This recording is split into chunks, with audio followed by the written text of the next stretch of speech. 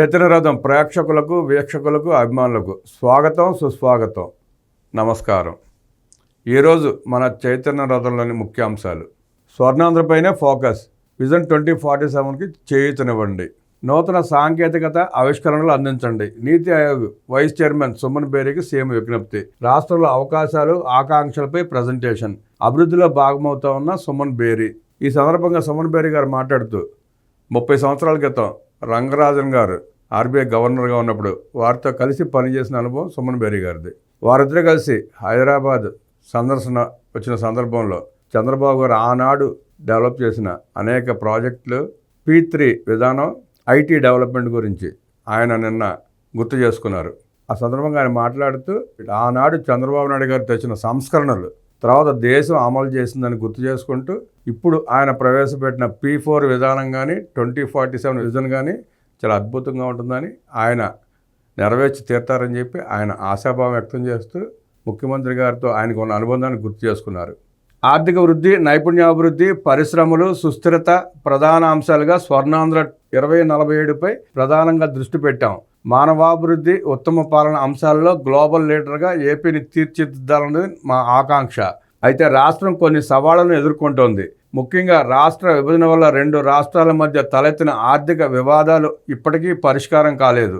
రాష్ట్ర ఆదాయానికి growth engine వంటి హైదరాబాద్ను కోల్పోయాం. ఏపీ పూర్తిగా వ్యవసాయ ఆధారిత రాష్ట్రం. గత ప్రభుత్వం 5 ఏళ్ల పాటు మూలధన వ్యయంపై నిర్లక్ష్యం చూపింది, మౌలిక వసతులు కల్పించలేదు. ఈ సవాళ్లను అధిగమించి 1 ఫ్యామిలీ 1 AI ప్రొఫెషనల్ 1 ఎంటర్‌ప్రెన్యూర్గా రాష్ట్రాన్ని తీర్చిదిద్దాలన్న లక్ష్యంతో స్వర్ణాంధ్ర 2047 విజన్ డాక్యుమెంట్ డిజైన్ చేశాం. ఇలాంటి తరుణంలో కేంద్రం, నీతి ఆయోగ్ సహకారం చాలా అవసరం. ఏటా 15% వృద్ధి రేటు సాధిస్తూ 2047 నాటికి $2.4 ట్రిలియన్ ఆర్థిక వ్యవస్థను నెలకొల్పేందుకు, $42,000 తలసరి సాధించేందుకు జరుగుతున్న కృషిలో మీరు భాగం కావాలి. నీతి ఆయోగ్ మద్దతుంటే రాష్ట్రం ముందుకెళ్తుంది. వికసిత్ భారత్ 2047 సాధనలో ఏపీ మోడల్ స్టేట్గా ఉంటుంది అన్నారు సుమన్ బేరీతో సమావేశంలో సీఎం చంద్రబాబు నాయుడు గారు. మన విధానం పీపుల్స్ ఫస్ట్. విధ్వంసమైన రాష్ట్రంలో వేగం చూపాలంటే సంస్కరణలు చాలా అవసరం, వేగం చాలా అవసరం అని చెప్పి ముఖ్యమంత్రి గారు అన్నారు. ఫైళ్ల క్లియరెన్స్లో ర్యాంకులు, పోటీతత్వం పెంచడానికి ర్యాంకులు అన్నారు ముఖ్యమంత్రి. ఒకరు ఎక్కువ ఇంకొకరు తక్కువ అన్న భావన నాకు లేదు. నా స్థానాన్ని నేను మెరుగుపరచుకోవాల్సి ఉంది. సానుకూల దృక్పథమే ప్రగతి శిఖరాలకు రహదారి. ఎక్స్ వేదికపై సీఎం చంద్రబాబు స్పష్టీకరణ. సాగులో 30% వృద్ధి, 5 ఏళ్లలో లక్ష్యాలను చేరుకోవాలన్న సీఎం చంద్రబాబు. వ్యవసాయ అనుబంధ రంగాల్లో ప్రగతికి కీలక నిర్ణయాలు. ఉద్యానవనం పంటలో 30% వృద్ధి లక్ష్యంగా చంద్రబాబు నాయుడు గారు దిశానిర్దేశం చేశారని చెప్పి మంత్రి గారు తెలిపారు. 15% ఉన్న గ్రోత్ రేట్ని మొదటి సంవత్సరం 20%, తర్వాత తదుపరి 30%కి పెంచుకువెళ్లేలా దిశానిర్దేశం చేశారు. అదే మంత్రి గారు వెల్లడించారు. అబద్ధాలు, అసత్యాలే జగన్ ఎజెండా. టీడీపీ రాష్ట్ర అధ్యక్షులు పల్లా ధ్వజం. తొగ్గులకు మరిపించిన జగన్ పాలన అంటూ విరుచుకుపడ్డారు నిమ్మల రామానాయుడు గారు. క్రీడా ప్రోత్సాహకాల విడుదలపై ముఖ్యమంత్రి గారిని కలిసి కృతజ్ఞతలు, ధన్యవాదాలు తెలిపారు శాప్ చైర్మన్ రవినాయుడు గారు. అబద్ధాల ఆస్కార్ జగన్ రెడ్డికి ఇవ్వాలన్నారు గుమ్మడి సంజారాణి గారు. విశాఖ కేంద్రంగా సౌత్ కోస్ట్ రైల్వే జోన్, కేంద్ర కేబినెట్ ఆమోదం. స్వర్ణాంధ్రపైనే ఫోకస్, 1 ఫ్యామిలీ 1 AI ప్రొఫెషనల్ 1 ఎంటర్‌ప్రెన్యూర్గా రాష్ట్రాన్ని తీర్చిదిద్దడమే లక్ష్యంగా స్వర్ణాంధ్ర 2047 విజన్ డాక్యుమెంట్ రూపొందించామని, దీనికి కేంద్ర సాయం అవసరమని ముఖ్యమంత్రి నారా చంద్రబాబు నాయుడు నీతి ఆయోగ్ వైస్ చైర్మన్ సుమన్ బేరీతో అన్నారు. ఆంధ్రప్రదేశ్లో ఉన్న అవకాశాలు, అభివృద్ధి ఆకాంక్షలను ముఖ్యమంత్రి వివరించారు. ఆవిష్కరణలు, సాంకేతికత అందించడం, నూతన విధానాల అమలుకు తోడ్పడడంతో నీతి ఆయోగ్ సహకారాన్ని ఈ సందర్భంగా కోరారు. ఏపీ ప్రతి ఏటా 15% వృద్ధి రేటు సాధించి 2047 కల్లా $2.4 ట్రిలియన్ ఆర్థిక వ్యవస్థను నెలకొల్పేందుకు, తద్వారా $42,000 తలసరి ఆదాయానికి అందరూ చేరుకునేలా ప్రయత్నిస్తున్నట్లు ముఖ్యమంత్రి చెప్పారు. నీతి ఆయోగ్ మద్దతుంటే రాష్ట్రం మరింత ముందుకెళ్తుందని, వికసిత్ భారత్ 2047 సాధనలో ఏపీ మోడల్ స్టేట్గా ఉంటుందని ముఖ్యమంత్రి ఆశాభావం వ్యక్తం చేశారు. సీఎం ఆకాంక్షలపై సుమన్ బేరీ స్పందిస్తూ కేంద్రానికి, రాష్ట్రానికి ఇది అనుకూల సమయం, అభివృద్ధికి ఎంతో ఆస్కారం ఉంది. ఈ అభివృద్ధిలో నీతి ఆయోగ్ భాగస్వామ్యం ఖచ్చితంగా ఉంటుందని హామీ ఇచ్చారు. దేశంలోని 4 గ్రోత్ హబ్లలో ఒకటిగా ఉన్న విశాఖపట్నం ఎకనామిక్ రీజియన్ వీఈఆర్తో పాటు తిరుపతి, అమరావతిని రీజనల్ గ్రోత్ హబ్లుగా మలిచేందుకు నీతి ఆయోగ్ సహకారం అందించాలని ముఖ్యమంత్రి కోరారు. Blue economy, green hydrogen, AI development growth ఇంజిన్లుగా గుర్తించామన్నారు.